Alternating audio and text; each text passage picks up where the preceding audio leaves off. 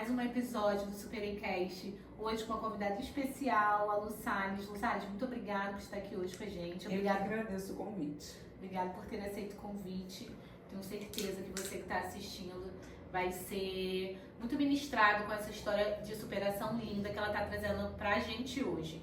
E antes de qualquer coisa, eu quero te convidar para você se inscrever no nosso canal. Quanto mais inscritos nós temos, mais o YouTube entrega os nossos vídeos e assim você também está sendo um canal de bênçãos para outras vidas, para que esses lindos testemunhos de vida cheguem em outras pessoas. Então já te convido, já clica aí, já se inscreve no canal e clica no sininho, porque toda vez que tiver um episódio novo, você vai receber uma notificação. E a gente também agora tem um novo Instagram, o Superencast, também no Instagram, lá onde a gente posta os cortes e muitas das vezes fazemos lives. Eu também te convido a ir lá e seguir o nosso novo Instagram.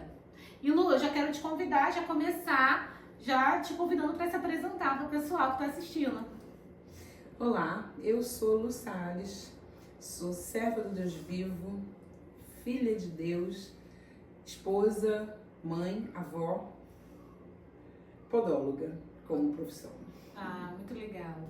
A Lu trouxe hoje pra gente um testemunho de superação. Então, se você nesse momento acha que a tua vida não tem mais jeito, tá passando por algum momento de dificuldade, o testemunho da Lu vai te ajudar. Lu, já começa a falar pro pessoal quem era você antes. Quem era você antes desse testemunho que você vai contar pra gente de reconstrução? Então, eu era uma menina achando que era uma mulher. Era uma menina casada, casei muito cedo, cheia de sonhos, de planos. E fui aos poucos vendo tudo se tornar só sonhos mesmo. E meu marido foi se envolvendo cada vez mais com o vício. Ele tinha coleção de vícios. É mesmo? E aí eu fui vendo o meu castelo aos poucos desmoronar. E você era cristã? Não. Sim. Já era cristã? Você é Sim. cristã de berço? Não sou cristã Não. de berço, mas me converti bem no início do casamento. E ele não, né? Ele não. Ele é novo convertido. Ele é novo convertido hoje. Hoje. Tá, mas aí fala pra gente no início. Você era uma sonhadora, uma menina. Uma menina cheia de manias, sou filha única, a única menina da minha mãe. Então fui criada com muito cuidado, com muito zelo. E a minha mãe sonhava muito grande pra mim, mas eu decidi focar no amor. E aí me apaixonei aos 14 anos pelo meu marido. Ele tinha 18 e eu 14. E a gente seguiu, namoramos por 3 anos e eu achei que ia dar tudo certo. Por um momento eu tive uma síndrome de Mulher Maravilha. O que não tá bom eu vou conseguir resolver. Mas Não ele é já bem tinha assim. vícios? Não. No início Já. você já sabia? Não sabia. Mas ele tinha vícios e eu achava que era só aquele vício da cervejinha, a famosa cervejinha que mascara tudo. Né? O vício da cerveja, o vício do álcool, ele mascara tudo. Então era o que eu acreditava que ele tinha. Eu acreditava que não passava daquilo. Embora ele fosse, não diminuindo de maneira nenhuma, mas ele era um morador de comunidade. Mas não são todos, né? Não É porque acaba que tem um fácil acesso, né? Exatamente. A comunidade facilita o acesso, porque acaba que as coisas são livres, né? E aí a nossa vida seguiu assim. Namorei por 3 anos, perto de ficar noiva, eu engravidei. Aí nasce o meu primeiro filho e a gente decide morar juntos. Não casei, fui morar junto com ele. E aí começa todo o terror da vida. E aí nasceu meu primeiro filho e fomos morar juntos. E ele foi se afundando cada vez mais no vício do álcool. Como ele já tinha o vício da cocaína e da maconha, foi piorando a minha situação. Então, quando chegavam as cobranças, né, de tem que comprar leite, tem que comprar fralda, ele não tinha, começavam as brigas. E eram brigas horríveis. Eu vivi violência doméstica há muitos anos. Nossa. E ele saía para trabalhar e voltava 2 dias depois. Mas ele trabalhava. Trabalhava. Você não? Não. Eu não. Engravidei novamente, 1 ano depois nasce o nosso segundo filho. E se as coisas já não eram fáceis, foi se tornando ainda pior. E morávamos no terreno de família. Eu decidi, na verdade, num dado momento, já não suportando mais, me separar. As crianças tinham 2 e 3 anos. E nós passamos 1 ano separados. E ele se afundou ainda mais no vício. E 1 ano depois, eu vi que não tinha como, cheguei à beira de uma depressão. O sonho de um casamento não realizado foi difícil de conduzir. E eu entrei em depressão, passei 15 dias num quarto escuro, amamentando meus filhos com uma mamadeira de leite. Porque eu saía do quarto quando eu estava um pouquinho melhor e quando o choro deles já me incomodava muito. Dava uma mamadeira, voltava para o quarto e permanecia lá o dia inteiro. E a sua mãe? Minha mãe trabalhava fora, eu voltei para casa, voltei com 2 filhos, né? Saí filha única, voltei com 2 filhos. E a minha mãe trabalhava fora. Então, num momento, minha mãe disse, olha, você precisa encontrar alguma coisa que você possa fazer para te trazer alegria. Vamos pensar em alguma coisa. E aí chegamos à ideia de vendermos roupa. Então, minha mãe foi lá, comprou, e aí chega tudo, você precisa embalar, precificar. E aí eu me animei um pouco mais. Comecei a vender roupa. E ele ficava de longe me observando. E num momento voltou a me cortejar. Mandava flores, ia lá ver as crianças sempre bem vestido, sempre de banho tomado. E quando você é apaixonado é complicado, né? Teve um momento que eu não resisti e falei, mãe, eu vou voltar, porque eu tenho 2 filhos e eu quero criar eles perto do pai. Mas isso já havia passado quase 1 ano. Meu filho teve febre emocional, ficou bastante debilitado, o mais velho, muito apaixonado pelo pai. Por quê? Porque meu marido, embora com todos os vícios, ele era um pai extremamente carinhoso. Ele colocava os filhos para dormir toda noite, as noites em que ele estava em casa. E as crianças tinham vai criando esse hábito, né? Então meu filho mais velho sentiu muito. E você falou um pouquinho, só pra voltar um pouquinho lá no início, que você falou sobre violência doméstica. Você sofreu violência doméstica com ele. Sim. No caso, ele te agredia fisicamente, né? Tipo, não só verbalmente. Não só verbalmente. Tudo começa no verbal, né? Tudo começa. Mas depois a coisa vai criando, porque a agressão verbal chega uma hora que ela já não causa mais tanto impacto. Você vai perdendo o medo. E aí você acaba devolvendo. E eu não tinha Jesus. Então tudo ficava muito gigantesco. E aí passaram para as agressões físicas. No caso, você ia pra igreja, mas não conhecia Jesus, que você falou aí que já Não, parado. Eu me converti dentro do casamento já. Dentro do casamento. Dentro Nessa época ainda não? Não, nessa época ainda não. Nessa época eu não era convertida. Eu me converti dentro do casamento. E aí quando eu voltei para ele, depois da primeira separação, nós voltamos e fomos morar no terreno da família dele. Nós começamos o casamento morando no terreno da minha família. Uhum. Depois fomos pro terreno da família dele. E aí acontece a minha conversão. Porque a irmã dele mais velha era cristã e começaram os convites, insistindo e me evangelizando e dizendo para mim que seria muito difícil conduzir aquele casamento sem Jesus. E aí eu me converti. Quando eu me converti, as crianças já tinham 5 para 6 anos. E ele foi comigo. Passou um período na igreja, não convertido, né? Convencido de que aquilo melhoraria o nosso casamento.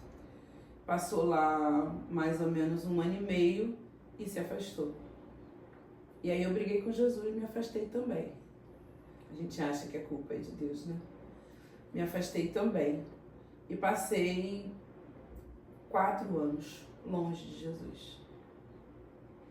Morando ainda no terreno de família, eu voltei para Cristo depois de uma noite inteira de briga. Eu não me lembro até hoje como eu cheguei na igreja.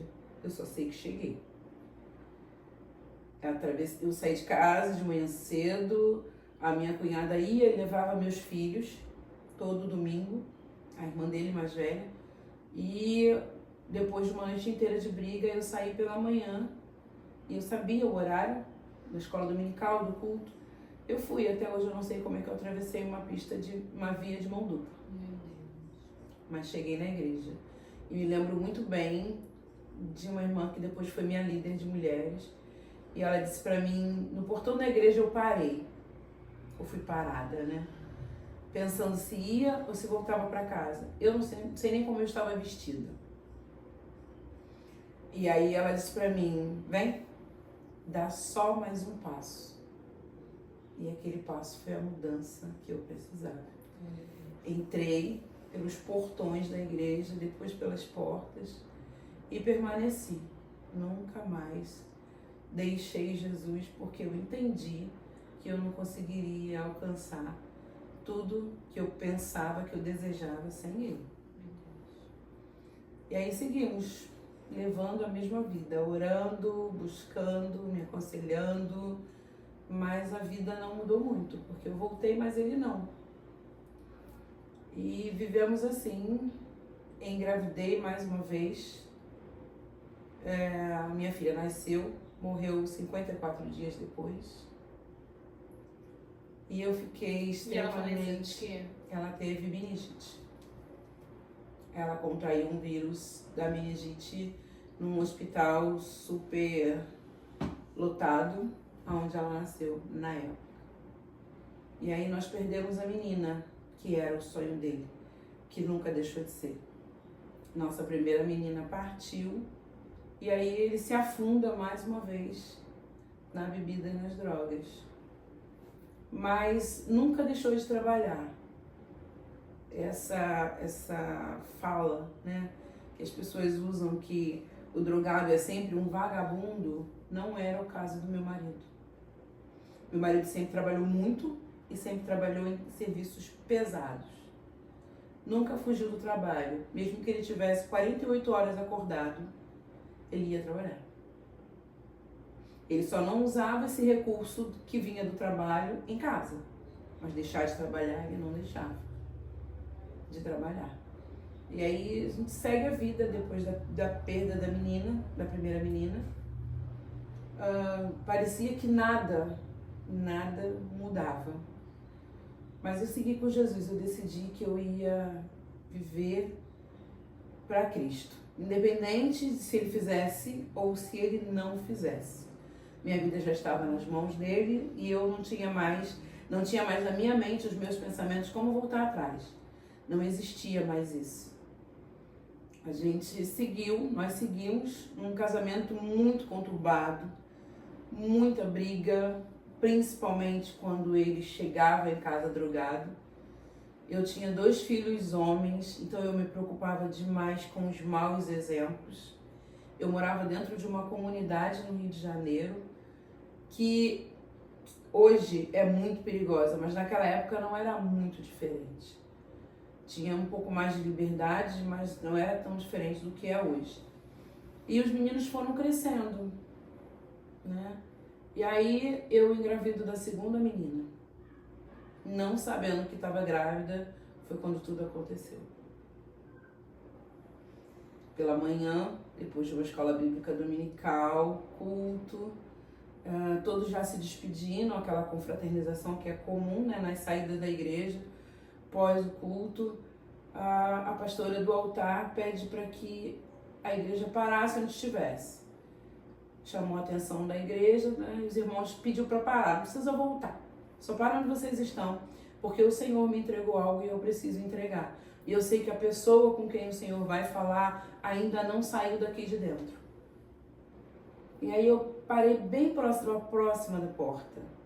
Parei bem próximo da porta, conversando animadamente com a minha cunhada. E a pastora do altar disse, olha, o Senhor manda dizer que ainda hoje tu vai passar por um vento muito forte. e você vai achar que é o fim. Mas não olhe para as circunstâncias, só creia que o Senhor está contigo nesse mar bravio. E aí eu olhei para minha cunhada, falei para ela, nossa, chegou a arrepiar a minha espinha. Fico pensando quem vai passar por um momento desse tão difícil. No caso, ela falou assim, não direcionada a você, ela falou Ela pra não igreja. direcionou, ela falou para a igreja. Ela entregou para a igreja. Por quê? Porque nós já estávamos de pé, Nós estávamos saindo. saindo. E aí você falou, você sentiu na tua espinha. Eu senti que, assim, eu senti o peso daquela palavra entregue. Quando ela falou, já deu a entender que seria algo sério, algo grave. Na entonação da voz dela, que já era o Espírito Santo entregando ali, eu já senti que era algo sério. E naquele momento o que me veio foi compaixão. Eu me compadeci de quem ia viver aquilo. Eu falei pra minha cara, eu senti um arrepio na espinha. O que será de tão sério que vai acontecer com alguém aqui? Ela falou, menina, foi muito intensa essa entrega da pastora. Eu falei, pois é. E aí saímos. Eu morava próximo da igreja, então íamos e voltávamos caminhando. Fomos para casa. Só que eu não sabia que já estava grávida. E aí quando a gente faz a curva para entrar na rua em que morávamos, tinha toda uma briga acontecendo. E quem já viveu em comunidade sabe, briga dentro de comunidade não termina bem. E aí quando eu olhei de longe, estava meu marido de bermuda, camisa de botão aberta. E eu olhei para minha cunhada e falei, essa confusão toda é com teu irmão. E aí na hora o Espírito Santo falou ao meu coração, filha, eu sou contigo. Eu desmaiei. Eu ainda estava longe da briga, mas eu desmaiei. Desmaiei, eu estava eu e minha cunhada e mais uma amiga. E aí elas me seguraram e ficaram ali tentando me despertar, mas foi um desmaio muito rápido. No mesmo momento eu voltei e eu falei para minha cunhada, eu não acredito que isso está acontecendo de novo. Quando não é comigo, é com os outros. Só que eu não fazia ideia da gravidade. Não fazia ideia. Começava ali o mar bravio de que o Espírito Santo tinha usado a pastora para dizer a uma pessoa dentro da igreja, e eu descobri que a pessoa era eu. Fui para casa com a minha cunhada e quando eu cheguei bem próximo de toda a confusão, eu descobri que ele estava discutindo com nada mais, nada menos que um dos gerentes do tráfico da comunidade, que acusava ele de algo que eu não entendia ainda o que era, e ele dizia que não. Eu olhei para o rosto dele, ele estava transfigurado, porque o rosto de um usuário de droga muda completamente.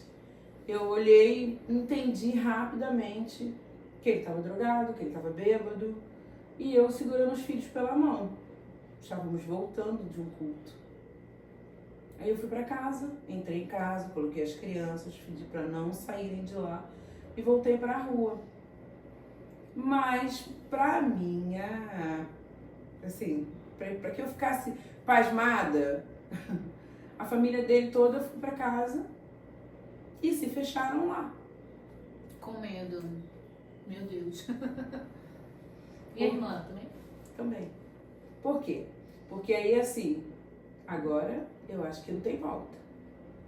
E todo mundo tem medo de morrer junto com alguém, porque você vai pagar pelo erro dos outros? A gente não pode nem julgar, né? E aí eu saí e fui tentar entender.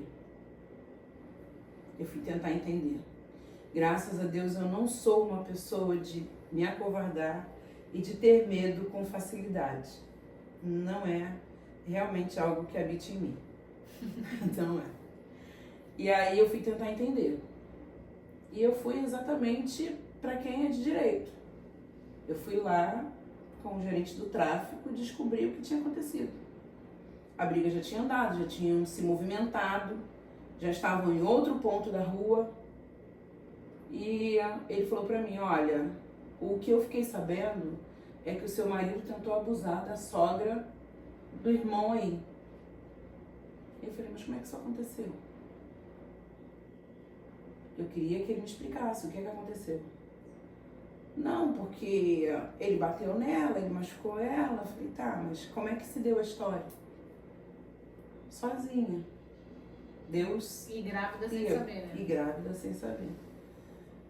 Ele falou, não, porque durante a noite eu falei, vem cá, sua sogra é usuária de cocaína? Ele me olhou. Falei, não, eu quero saber, porque eu preciso saber em que circunstâncias isso aconteceu. Porque eu sei que o meu marido também a pessoa, né? No caso, esse homem. Isso aconteceu de madrugada. Uhum. Sua sogra estava onde? Bem, na verdade, eu sabia de quem ele estava falando. Falei, sua sogra estava onde? Dentro Sabia de que casa? ela era usuária? Dentro de casa? Ou ela estava junto com ele, fazendo tudo o que ele faz? Como é que isso tudo aconteceu? Ah, mas não é por isso e não justifica? Eu falei, não, nada justifica. Eu só estou tentando entender. E aí me foi explicado como foi a dinâmica do acontecimento. E esse rapaz falou, olha, por mais que a senhora queira saber ou queira tomar alguma providência, eu falei, não vou tomar nenhuma providência. Eu só estou aqui tentando entender. Se você parar para olhar a situação toda, quem está vivendo aqui, o maior terror sou eu. Porque essa noite eu estava dentro de casa com os meus filhos, pela manhã eu estive na igreja e eu chego aqui e está tudo isso acontecendo. Você estava onde durante a noite? Certamente no mesmo lugar que eles. Eu estava na minha casa. E aí ele foi embora para casa e eu fiquei ali naquela situação, conversando com um e com o outro, né? Com o genro da tal mulher e com o traficante. E no caso, seu esposo foi pra casa? Foi pra casa. Ah, ele foi liberado. Não, eu pedi pra liberar porque ele tava alterado demais e ao invés de ajudar, tava atrapalhando. E aí, num dado momento, o traficante olhou pra mim e falou pra mim assim, eu sei quem a senhora é, eu sei que a senhora trabalha fora, eu sei que a senhora é crente e que a senhora chegou da igreja agora, porque eu conheço a sua entrada e a sua saída aqui na comunidade. Mas o seu marido é um safado e eu vou matar ele. Eu falei, você vai fazer isso agora? Ele falou, não. Eu falei, então me dá 2 dias. Me dá 2 dias para eu tirar ele daqui. Se eu tirar ele daqui, você vai cumprir o que você disse? Ele falou, se a senhora tirar ele daqui em 2 dias, não. Eu falei, eu tiro ele daqui em 2 dias. Some com ele da minha vista, eu não quero ver ele nunca mais. Eu falei, eu tiro ele daqui em 2 dias. Eu só preciso que você não faça nada e que não permita que ninguém entre na minha casa para tirar ele de lá. Mas eu preciso de 2 dias. Ele falou, tudo bem. E no dia seguinte eu tinha que trabalhar, era segunda-feira. Porque tudo isso aconteceu numa manhã de domingo. Quando eu voltei para casa, o Senhor começou a ministrar no meu coração de que eles não têm palavra. O combinado, o acordado poderia não acontecer. E aí eu comecei a ficar nervosa. Nesse momento eu comecei a ficar nervosa. E aí eu comecei a orar. Só que andando pela rua. Perguntando a Deus o que eu faria então. Lembrando que o Senhor tinha me dito que ficaria comigo. Que Ele estaria comigo. Que eu não ia passar naquele vento sozinho. E aí já era de tarde. Eu entrei em casa e saí por várias vezes. Meio que sem saber o que fazer. E no momento que eu estava saindo de casa, meus filhos dentro de casa, o Senhor falou para mim, chame alguém e unja os umbrais da tua porta. Toma na mão o óleo e unja os umbrais da tua porta. E naquele momento eu vivi uma experiência espiritual incrível. Eu fui até a casa da minha cunhada, chamei, que ela tinha voltado da igreja comigo. Peguei o óleo dentro de casa, ela desceu, ela morava na casa em cima, ela desceu. Quando eu ia voltar para dentro da minha casa, por uma portão de entrada, varanda e a porta da sala, eu fui empurrada. Não tinha ninguém na varanda. Meu Deus. Eu fui empurrada. O impacto do empurrão me fez voltar 4 passos atrás. Eu não sei como eu não caí. Eu entendo que naquele momento havia uma guerra espiritual. Eu tinha os anjos do Senhor comigo. mas o inimigo da minha alma também estava lá. E aí eu fiquei parada, olhando, olhei pra minha cunhada, ela falou, tem alguém na varanda? Eu falei, ninguém. E por que você voltou assim, como se alguém te empurrasse? Eu falei, não sei, mas eu vou em nome de Jesus fazer o que o Senhor me mandou. E aí eu entrei, ela entrou, mas antes de entrar ela olhou para um lado, olhou para o outro, e eu entrei. E aí nós demos as mãos, eu ungi a minha mão, a dela, oramos de mão dadas na frente da porta da minha sala, e aí nós ungimos os umbrais da porta. Terminou ali aquele ato que o Senhor tinha mandado fazer. Ela falou, olha, eu tenho um almoço de família, eu preciso ir. Eu falei, vai, mas sim, eu vou ficar bem. O Senhor está comigo. E eu tentava entrar na casa da mãe dele, que era do lado da minha casa, e não conseguia. Era como se o Senhor dissesse, não adianta você buscar ajuda humana. E todo mundo dentro de casa, as casas fechadas, e eu na rua, entrando, saindo, e ele deitado na sala, do jeito que ele tinha chego, e eu dizia para ele, você não vai fazer nada? E ele ficou paralisado. Ele passou o dia deitado no mesmo lugar. A noite chegou, eu fui dormir e começou a rotina de arrastar a geladeira e colocar na frente da porta, porque eu não me sentia segura para dormir ali com meus filhos, com ele. Eu não acreditava, mesmo tendo ungido a porta como o Senhor ordenou, mas eu não tinha a maturidade da fé para dizer, o Senhor mandou, então eu não tenho mais com o que me preocupar. Naquela época eu não tinha. E em 2 dias, eu trabalhei na segunda-feira, tudo aconteceu no domingo, eu trabalhei na segunda-feira, ligando para quem eu podia ligar para tentar tirar ele dali. Eu tô falando de 27 anos atrás, você não tinha aplicativo, você não tinha todo mundo com carro, não era essa a facilidade. Na terça-feira eu consegui falar com uma amiga. Ela disse, olha, eu não tenho como tirar vocês de lá no meu carro, mas eu posso pedir a um amigo que dirija para você. Você precisa ir até aonde? E aí eu me lembrei de que eu não tinha para onde ir. Como fazer? Meu Deus. E o Senhor, na terça-feira pela manhã, ele chamou o meu nome dentro do quarto onde eu trabalhava, porque nessa época eu ainda era empregada doméstica. Dentro do quarto onde eu trabalhava, ele chamou meu nome e eu achei que era meu patrão chegando. Fui na cozinha, voltei, olhei a casa toda, não tinha ninguém.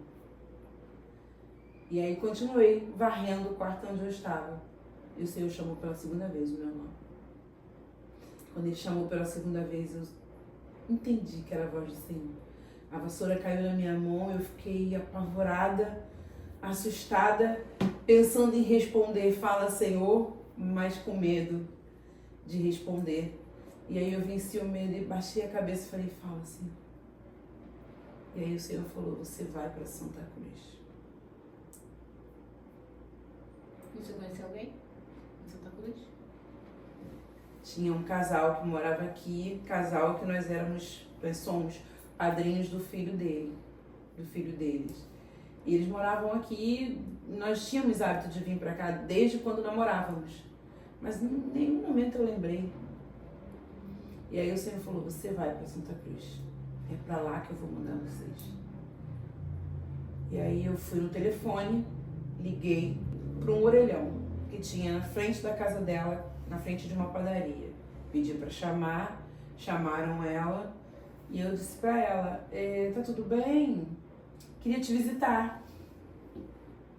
Tá tudo bem, faz tempo que vocês não vêm. Falei, então tá, amanhã eu tô chegando aí, vou com as crianças e com o Kleber. Ela falou, tá bom. E aí eu consegui falar novamente com essa minha amiga e falei, se você conseguir me emprestar seu carro como motorista, que me deixe na Avenida Brasil já está ótimo. Ela falou, então tá, em que ponto? Eu falei, o mais longe de onde nós moramos. Ela falou, tá bom, combinamos o ponto e aí fui pra casa na segunda-feira pra na terça-feira tirar ele de lá. Então ele veio, passou a fazer parte e aí ele deixou os vícios pra trás, ficaram por lá. Graças a Deus essa viagem de lá, de onde viemos pra cá, fez com que ele refletisse e ele entendeu que não dava mais. E aí a gente começou a viver aqui um novo momento da vida. Uma vida de verdade. Mas como eu disse, eu estava grávida, né? Mas você descobriu depois. Descobri já morando aqui, depois de ter feito mudança sozinha, e aí com mal-estar que não passava, eu trabalhava fora, precisava trabalhar, vivendo toda essa tensão que foi, descobri que estava grávida. E aí a gravidez seguiu. Aí descobriu que era uma menina. Descobri que era uma menina no decorrer da gravidez. Cuidamos de tudo, já estávamos morando, né, mais bem colocados, mais organizados. Ele conseguiu trabalho.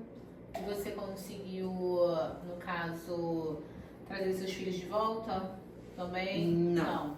Ficou Eu quanto passei tempo? 6 meses sem meus filhos. 6 meses.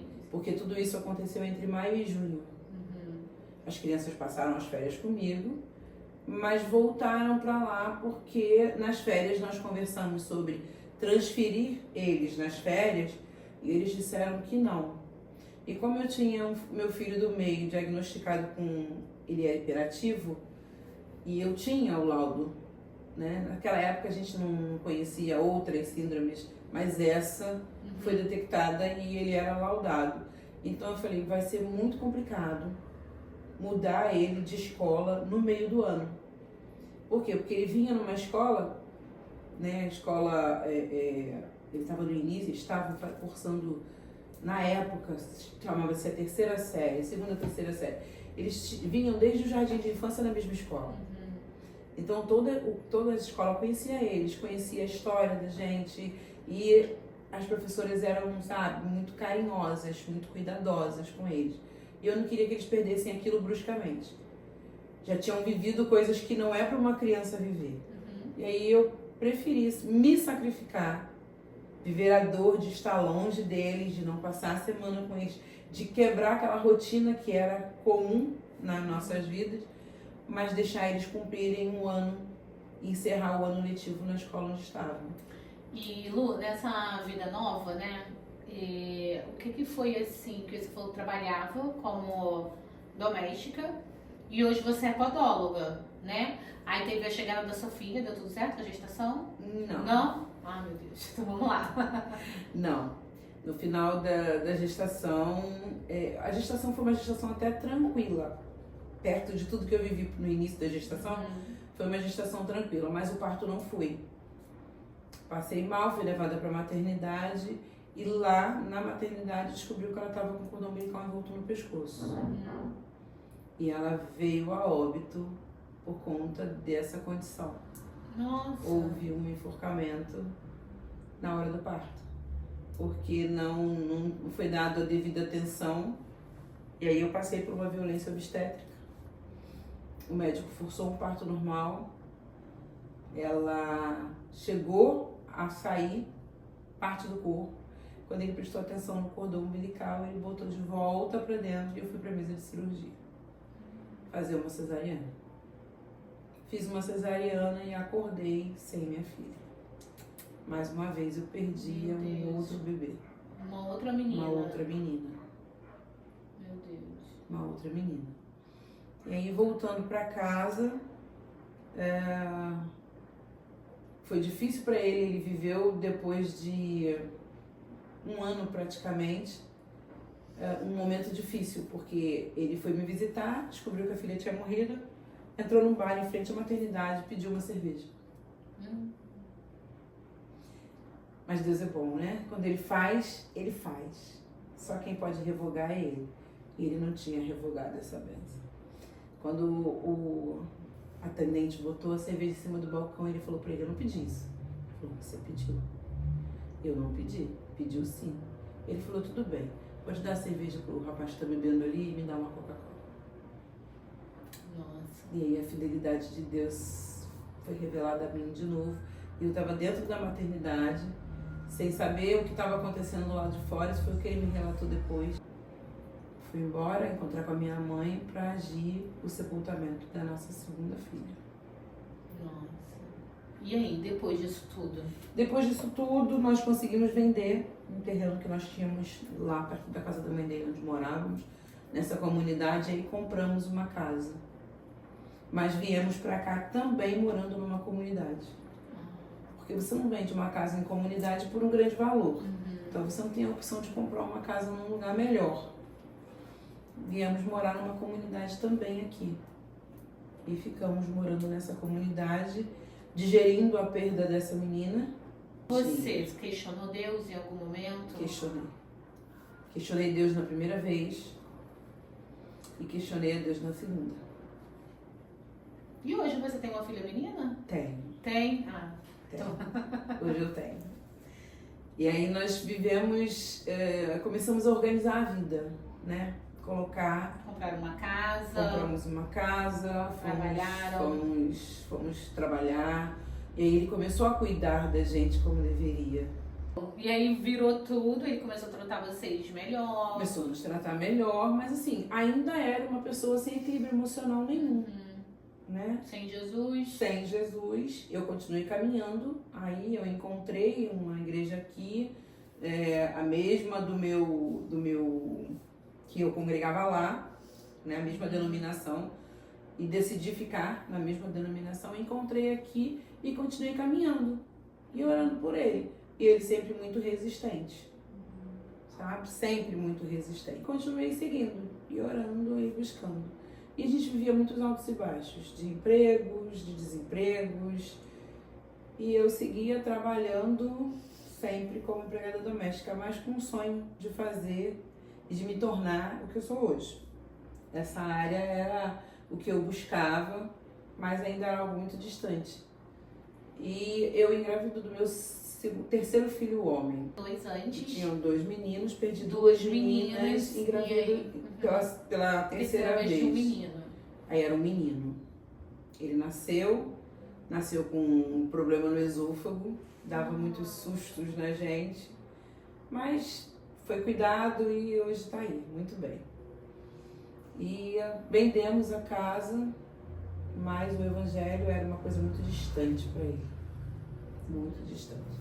Ele era completamente resistente ao evangelho. E eu segui. Consegui casar depois de um tempo, porque eu não podia fazer nada na igreja, não tinha a liberação de fazer nada porque nós não éramos casados. E você falou que conseguiu fazer o curso. No caso, para se formar em podóloga, começou a trabalhar na área, foi isso. Porque se passou tão rápido, eu acho tão importante falar disso, né? Você sair de doméstica, não que não seja uma profissão honrosa, uma profissão linda, né? Todo mundo precisa de alguém, uma dona do lar que faça com amor, né? Quem não tem, quer. Quem não tem, quer, exato. Mas é legal, né? Você viver num ambiente onde a gente aprende isso, você acabava aprendendo que para você ganhar dinheiro você tem que ir ali, né? Ser doméstica, e você sair disso, você romper. Então é importante falar. Aí você rompeu, foi para essa área, trabalha até hoje. Trabalho até hoje. Preparei tudo para fazer podologia. Tudo. Me vi grávida novamente. E aí da minha filha. E ela nasce, eu faço a cirurgia. No caso, você teve um menino, você ainda trabalhava como doméstica. Como doméstica. Aí agora, como... Eu preparei tudo e descobri que estava grávida da minha filha. Aí pausei mais uma vez isso. Minha filha nasce, eu não esperei muito, ela fez 1 ano e meio e eu fui fazer podologia. Fui fazer podologia e aí ele achava que ia me perder. Que aí eu deixaria de estar no que na cabeça dele era no mesmo nível, né? E foi uma luta. Mas você conseguiu casar? Casei e trabalhava na igreja. E você sempre amou muito ele, né? Muito. Porque é preciso, né? É preciso. Você escolheu amar ele. É preciso amar. Porque senão amar, você não suporta viver, passar por tudo e acreditar, acima de tudo, que o Senhor podia fazer as mudanças que Ele fez. E aí eu fui estudar podologia, concluí com mérito, com muita dedicação. E aí comecei a trabalhar na área e me tornei a podóloga que eu sempre desejei ser. E foi uma realização, né? Uma realização. Que lindo. Uma Depois realização. de tanta luta, uma benção. São etapas que foram acontecendo, assim como o nascimento da minha filha, porque depois da gente viver 2 vezes a mesma dor, Da menina. ela nasce, realizou o sonho dele de ser pai de uma menina. De ser pai de uma menina. Ela nasce em meio a tudo isso, né? Deus organizando tudo no tempo dele. Ela nasce e aí ela traz a felicidade porque ela quebra o luto. Porque quando eu perdi as primeiras meninas, os meninos eles já eram grandes a ponto de entender. Os meus 2 filhos mais velhos. Quando minha filha nasce, o meu filho já tinha 15 anos. E o mais novo filho tinha quantos anos? Tinha 3,5. Aí foi bom que cresceram juntos, né? Eles são os 2 primeiros que cresceram juntos, depois a segunda etapa cresceu os 2 mais novos juntos também. Legal. E aí a gente já começamos a ser tratado nessa área. O luto foi terminando, porque foram 2 perdas muito dolorosas e seguidas. Porque morre a primeira, e aí passa-se 2 anos e meio depois eu engravido de novo e ela vem a óbito também. Então todos nós éramos muito feridos, só não pequenininhos, de 3 anos não sabia o que estava acontecendo. Mas os 2 mais velhos, eles viveram a dor da perda das irmãs. É muito difícil, né? É. Meu Deus. Eu imagino, já passaram outras mulheres aqui que perderam filhos, né? Uns até com mais idade, mas deve ser muito difícil. E aí eles viveram esse luto também. Então quando eu chego em casa e eu trouxe a irmãzinha, dessa vez a minha mãe não voltou com a mão vazia. Dessa vez a minha mãe não voltou sozinha. E aí ela cresceu em torno desse amor todo. De todos nós. Bem mimada. Bem mocinha, bem a dona da casa. E aí eu fui estudar quando ela fez 1 ano e meio, me formei e é o que eu faço hoje, é o que eu amo fazer. E essas etapas de transformação da minha vida foram acontecendo assim. Mas o que eu de fato esperava ainda não tinha acontecido, que era a conversão dele. Nós tínhamos vivido tudo isso e eu seguia orando por ele, convidando para eventos na igreja, eventos de casais. Vamos lá, vai ter isso, vai ter aquilo, e nada acontecia. Até que era 27 de julho de 2025, eu convidei ele para ir ao culto. Tínhamos passado um almoço em família, em casa, comemoração dos 20 anos da minha filha. Fizemos a comemoração e tal. Eu falei, eu vou para a igreja. Depois de tudo, né? Meus filhos foram, se arrumaram para ir para a igreja. Ele falou, bom, prepara minha roupa que eu vou também. E eu pensei, né? É hoje. E ele foi, chegando lá, não é hábito lá na igreja as pregações terem títulos. Mas nesse dia, o pastor que pregou, ele deu um título à pregação. E o título da pregação foi Um Homem Quebrado. Nossa. E foi uma palavra muito boa em Jó. Não esqueci mais. E o Senhor foi tão claro, que como exemplo, durante a pregação, o pastor usou que há momentos de dores na vida da gente, que tem pessoas que precisam passar pela dor física para entender. E o exemplo que ele usou foi uma fratura exposta. E meu marido teve uma fratura exposta na perna, porque ele foi atropelado na Avenida Brasil. Ele sofreu o atropelamento e com isso aconteceu essa fratura exposta. E ele já estava? Ele estava sentado do meu lado. Não, ele já estava com essa fratura? Já, essa fratura tem muitos anos. Uhum. E aí eu olhei pra ele, quando foi se encaminhando pro final da palavra, eu falei, hoje ele aceita Jesus. Hoje vai acontecer. A gente já tá falando de 25 anos depois de ter chego em Santa Cruz.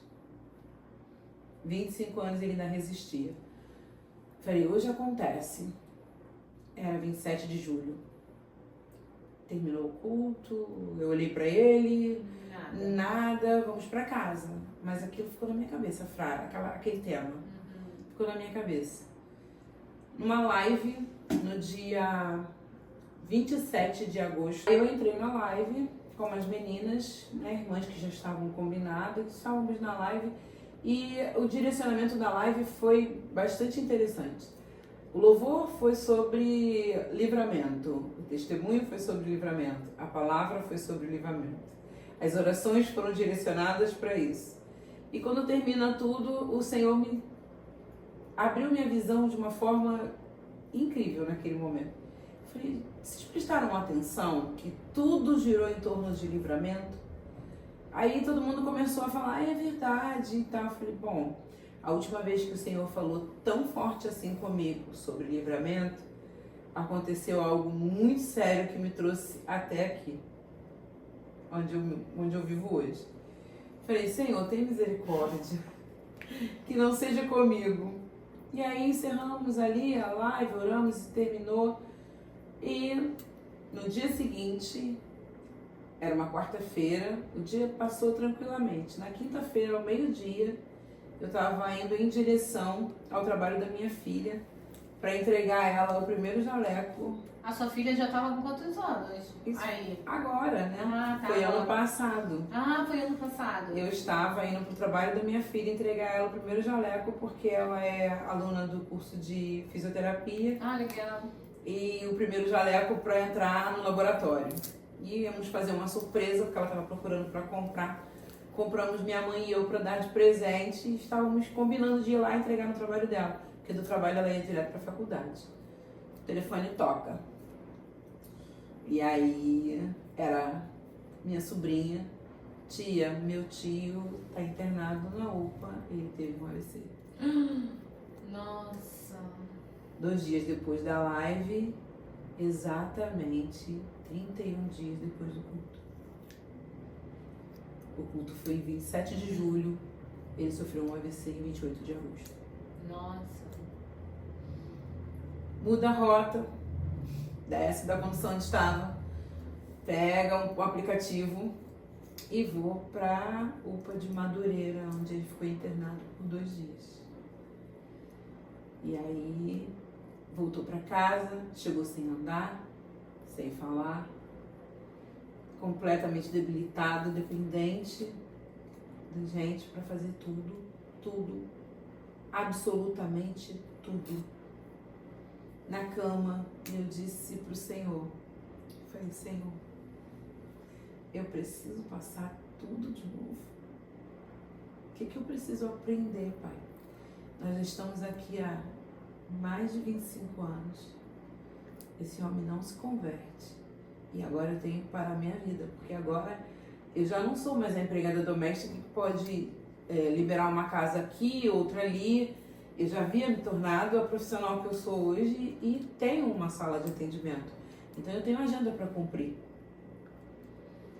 E aí o Senhor falou, você ainda precisa aprender. E esse foi o momento que mais doeu. Eu falei, gente, eu tô esse tempo todo e ainda falta aprender alguma coisa. E mergulhei com ele nessa situação que está até hoje. E aí com uma visita na minha casa, da liderança da intercessão, aonde eu participo. No meio de toda a conversa, a irmã, eu já há anos eu falo para ele que ele é evangelista. Ele nasceu evangelista.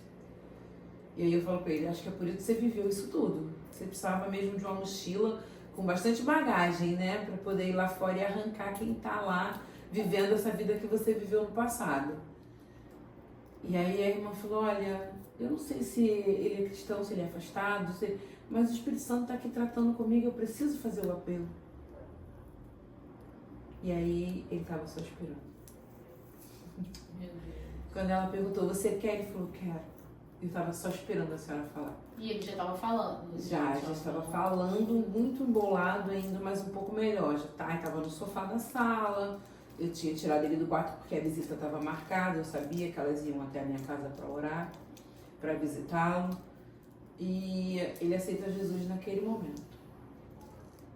27 anos depois, um mês depois do culto. E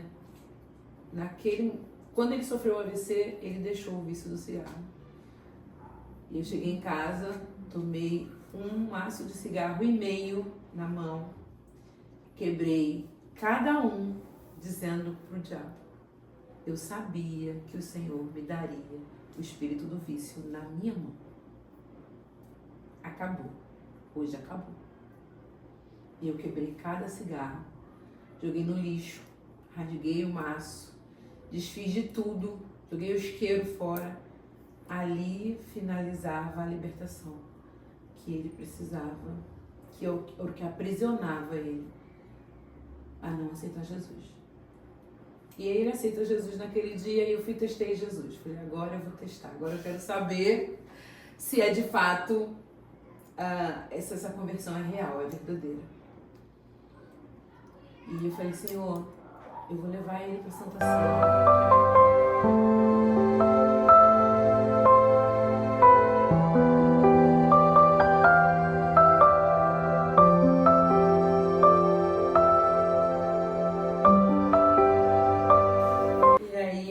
Testei Jesus, falei, Senhor, eu quero saber se essa conversão é real, se agora aconteceu de fato. Eu vou levar ele para Santa Ceia comigo e se ele está convertido, ele não vai tomar a ceia. Ele precisa entender que ele tem que se batizar e eu não vou falar de batismo para ele. Eu não vou falar porque ele já conhece o Evangelho. Desde que eu me converti, estou dentro de casa com ele. E essa é a resposta que eu preciso do Senhor. Mas por quê? Ele tinha o hábito de tomar ceia? Não, porque ele, quando criança, ele foi batizado. Porque uma vizinha levava todas as crianças da rua para a igreja. Então ele tomava ceia porque ele era batizado. Ele não tinha uma vida com Deus, mas naquele tempo que ele estava na igreja, ele já tinha sido batizado. Você lembra que ele esteve comigo na igreja há um tempo lá atrás, e depois ele se desviou, e eu também? Então, quando ele achava que tinha se reconciliado com Jesus, porque isso aconteceu várias vezes, ele tomava ceia. E naquela manhã eu falei pro Senhor que ele não tomasse a ceia. Seria a minha resposta. E aí nós fomos para a igreja, né, todo aquele transporte complicado, porque ele ficou cadeirante, e sentei ele do meu lado, o obreiro veio com a ceia, e eu fui pegar. Eu fiz a oração e me desprendi disso. Eu peguei meu vinho, peguei o cálice e fui tomar. E ele olhou para mim e disse para mim, eu não vou tomar a ceia porque eu vou me batizar. Olha, que lindo. Nesse momento, eu entendi. Agora, ele se converteu. Porque foi exatamente a resposta que eu pedi pro Senhor. Eu pedi que ele não tomasse a ceia. E isso é muito recente, né? Pelo que você está falando, tem o quê? Vai fazer um ano. Vai fazer um ano. E ele continua firme? Continua. E ele se batizou? Ele se batizou. E agora ele toma a ceia. Toma ceia, registrei a nossa primeira ceia juntos. E agora é assim, tudo o que eu falo que vai acontecer na igreja, não importa quando vai começar nem quando vai terminar. Ele quer ir. Ele quer ir. Ele quer ir. Ele quer estar lá. Ele quer aproveitar a oportunidade que Deus deu pra ele no momento. Ele quer estar lá. Por de tanto livramento, né? E agora ele fala, aquela pergunta que você me fez, se ele se sentia culpado lá atrás, na morte das meninas, hoje ele diz, e isso para mim é uma confirmação da conversão, ele fala, tudo o que eu estou vivendo hoje, mesmo impossibilitado de andar, de trabalhar, ainda é pouco, perto do que eu fiz e do que eu vivi lá fora. Deus foi muito misericordioso comigo, mesmo tendo me impedido de andar, de trabalhar, mesmo tá vivendo o AVC, ainda assim a mão de Deus foi leve sobre a minha vida. Você vê que realmente hoje ele sabe o peso, né, das nossas escolhas e o peso da gente não escolher a Cristo, né?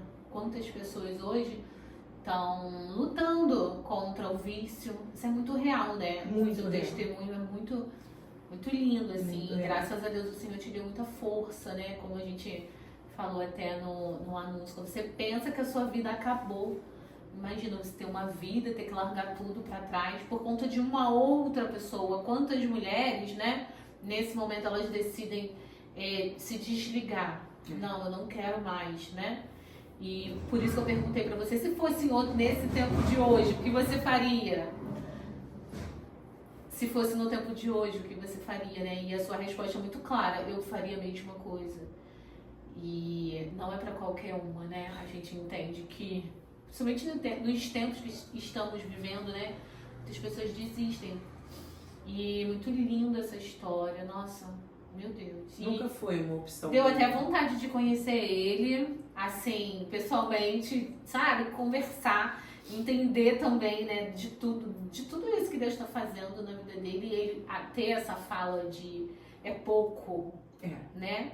É como Paulo fala, né, sobre se envergonhar de tudo que a gente viveu, né? Porque a gente realmente, quando a gente se converte, a gente se envergonha por nós, a gente apagaria tudo aquilo, né? São os sinais, né, da conversão. Isso. É o que o Senhor faz hoje, né? As revelações que Ele vai me fazendo ao longo desse quase um ano que Ele tem de conversão, vai me fazendo ver como é que Ele realmente está agora, de fato, convertido.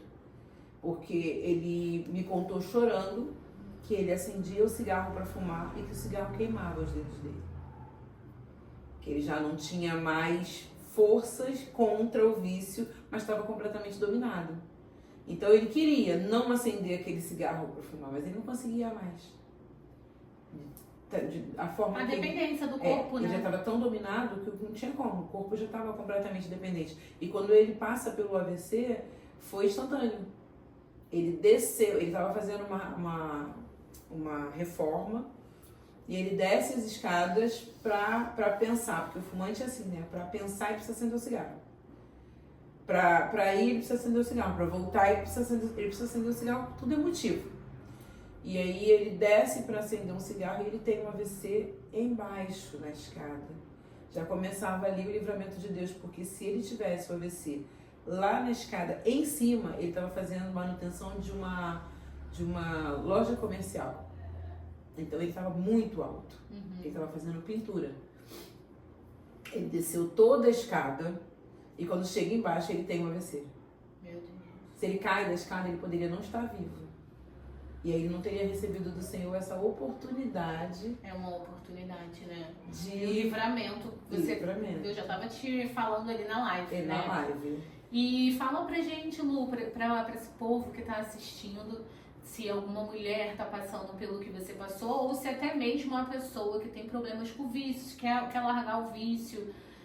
Qual o conselho que você deixaria hoje pra essa pessoa, depois desse testemunho lindo que você trouxe aqui pra gente? A princípio eu diria pra você que cale todas as vozes. Se você já conhece o Senhor, ouça só a voz do Espírito. Porque todas as vozes em volta, elas vão te julgar. Eu fiz uma escolha, era um ideal. Casamento para mim era um ideal, não era uma fuga da minha casa, não era uma fuga da minha família, não era. Mas era um ideal de vida e eu queria que desse certo. E para dar certo a gente precisa se sacrificar. E hoje a gente olha, né, o mundo hoje, ninguém está disposto a se sacrificar por ninguém. Eu me sacrifiquei pela minha família. Se você me perguntar se eu sou feliz, sou. Eu hoje sou muito feliz. Porque eu pude viver milagres que se eu não tivesse me sacrificado, eu também não teria vivido. Então, cale todas as vozes ao redor, porque se levantam pessoas. Ouça só a voz do Espírito. Peça direcionamento a Deus. Peça estratégias. Houve pontos da minha vida, Isas. Houve momentos e tempos da minha vida que o Senhor me dava um louvor como estratégia. Às vezes o Senhor me dava uma palavra como estratégia.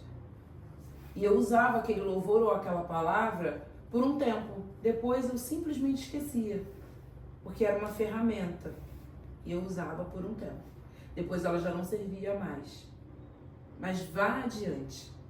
Porque a sua família vale todo o sacrifício que você tiver e puder fazer. E para essa pessoa que está presa no vício, está assistindo, o que você pode falar para ela dentro de tudo aqui que você viveu? Porque quando você vive, a gente tem autoridade, né? Viveu, sabe como que é o peso. Fala pra essa pessoa também. A primeira coisa é não fingir que não tá vendo, porque existem pessoas que sabem que o filho é usuário de droga, que o marido é usuário de droga, que o marido é viciado em pornografia, mas prefere viver não vendo. Fingir não é a melhor saída. Eu sempre disse para quem me perguntava ou aonde eu estivesse que eu precisasse relatar, que eu sabia. Eu sempre soube. Não era, ai, nossa, eu descobri agora. Então encare. Encare o problema. Leve para quem pode te trazer a solução, que é Cristo.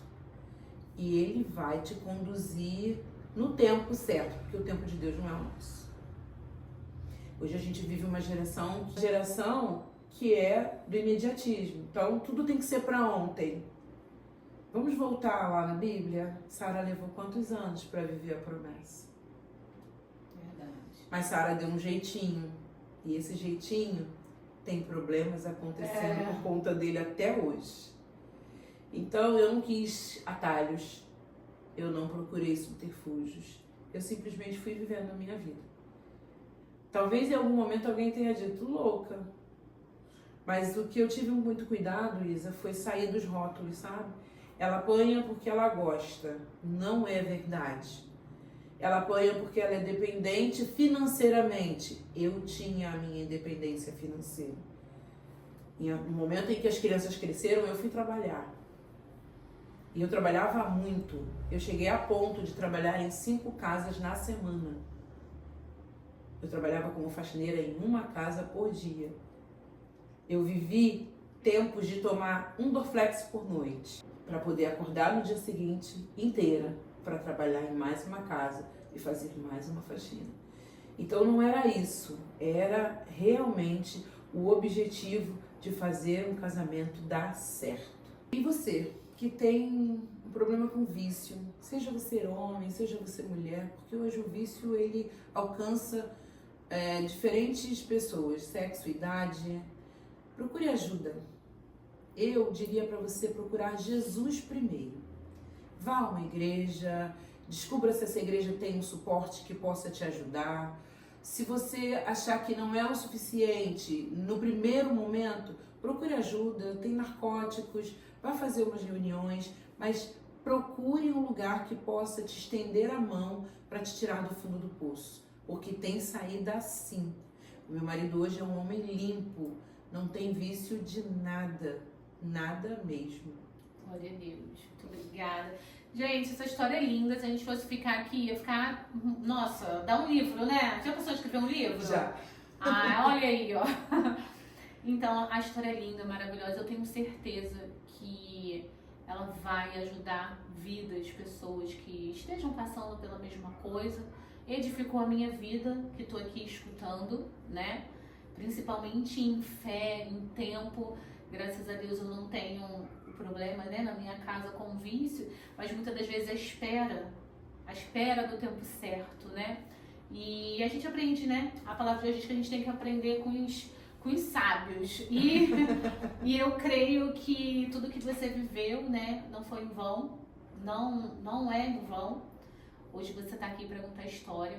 E se você gostou desse testemunho, se falou também no teu coração, compartilha com alguém, compartilha com aquela pessoa que está precisando escutar, né? Ou essa pessoa que tem problema com vícios, seja ele vícios em qualquer área. Não precisa ser só o vício com bebida ou drogas, mas muitas das vezes você falou aqui, você citou também, o vício com pornografia, que é algo muito forte no tempo de hoje, né? E começa muito cedo. Exato. Compartilha esse vídeo para mães também, né? Escutarem, para a gente poder direcionar nossos filhos de uma maneira mais assertiva, o máximo possível. Se preocupar com o que estão vendo, telefone na mão. E hoje o mundo está na palma da mão. E o mais importante, como a Lu falou aqui, busque a Deus, né? Existe um Deus que pode todas as coisas. Claro que, como a Lu falou aqui, no tempo de Deus, mas para o tempo de Deus chegar, a gente precisa dar um passo. A gente precisa ter o ato de fé, de entregar a nossa vida para Ele. Isso é um ato muitas das vezes difícil para algumas pessoas, porque às vezes estão presas, né? Desses momentos, né? Que está vivendo. Escolher, né? E é preciso escolher, verdade. É preciso escolher. Então escolha Deus em primeiro lugar. Ele tem um renovo, uma nova história. Ele reconstrói, né, Lu? Ele é especialista em reconstruir histórias. E esse Deus é lindo, assim como a gente fez muitas reconstruções e tem feito na minha vida.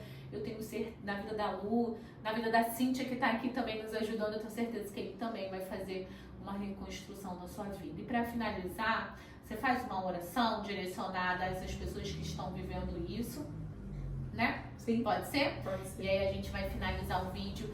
Mais uma vez, se inscreve no canal, ajuda a gente, né, Lu? Se inscreve, Compartilha esse vídeo, vai no Instagram, se inscreve também. Segue a gente no Instagram, é muito importante que esse trabalho é um trabalho totalmente voltado para o reino de Deus, para edificar vidas. A gente tem escutado testemunhos de mulheres que aceitaram voltar para Jesus através de testemunhos que passaram por aqui. Então é algo muito espiritual, sabe? Sim. Às vezes as pessoas olham e pensam, fama, likes, e aqui não, o nosso foco não é esse. O nosso foco é o reino de Deus, é a sua vida, é a vida da pessoa que está do seu lado, que está precisando ouvir essa palavra. Você faz essa oração pra gente terminar? Não deixe de compartilhar. Você pode estar ajudando alguém a sair do fundo do poço. Verdade. Existe, né, uma oportunidade em Deus. Nem sempre quando olhamos e achamos que é o fim, é realmente o fim. É muito forte. Deus pode reescrever uma história. Verdade. Ainda que não seja no nosso tempo, mas no tempo dele, né? Vamos orar? Vamos orar. Deus querido e amado, eu quero nessa hora, Senhor, colocar nas tuas mãos essa vida que está aí assistindo esse podcast. Parece, Senhor, que clicou por acaso, mas nada é por acaso. Existe um propósito em todas as coisas que fazemos, porque o Senhor nos conduz. É verdade. Então, Deus, eu quero colocar nas tuas mãos esse homem, essa mulher, esse jovem, essa jovem menina que diz não sonhar mais, Pai. Que o Senhor possa restaurar os sonhos, Senhor. Que o Senhor possa tocar esse vício, Senhor. Que o Senhor possa dizer que está ali, pronto, como o Senhor fez comigo, como o Senhor falou comigo. Eu vou passar contigo. Que você possa entender que o Senhor te toma pela mão nesta hora que você está assistindo. Pode ser à noite, de tarde, de manhã, não importa. O Senhor está aí contigo, se apresentando a você através desse podcast. Que o Senhor possa tratar, te tomar pelas mãos e que você aceite ser ajudada. Pai, em nome de Jesus, eu entrego a Ti todas as vidas que serão alcançadas por esse podcast. Todas as vidas que o Senhor tem propósito, porque se você está vendo, ouvindo, é porque o Senhor tem um propósito na tua vida. Que o Senhor te conduza ao caminho aonde Ele poderá te ajudar. É a minha oração em nome de Jesus. Amém. Amém. Muito obrigado. Valeu a pena ter ficado até o final. Tenho certeza que você tá com esse sentimento agora que valeu a pena. Obrigada, Lu. Eu que agradeço. Muito obrigada mesmo por ter aceitado. Você é uma benção, sua história é uma benção. Eu quero convidar a Cíntia pra vir aqui. Vem cá, Cíntia, aparecer também no nosso final. Deu todo apoio pra gente hoje, Cíntia. Deus abençoe tua vida. Dá tchau, gente. Vamos se despedir?